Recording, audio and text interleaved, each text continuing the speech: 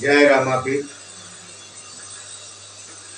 પૂર્વના પુણ્યથી આપણને પ્રભુએ મનુષ્ય અવતાર આપ્યો હોય, દેવ જેવો અવતાર આપ્યો હોય તો દેવ જેવું જીવન જીવવું જોઈએ.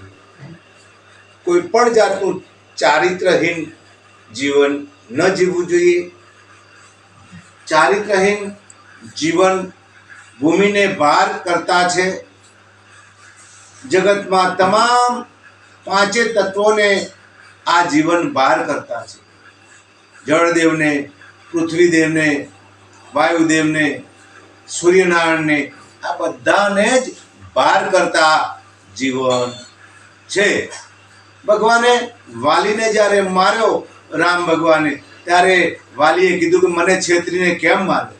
ત્યારે પ્રભુએ એમ કીધું કે જો જે ચારિત્રહીન માણસ છે, ચારિત્રહીન કાર્ય કર્યા છે, એને મારવામાં ગમે તે રીતે છેતરપિંડી કરીને મારવામાં કોઈ દોષ લાગતો નથી. તેથી એવા જીવને મૃત્યુની જરૂર છે. જય રામાપીર.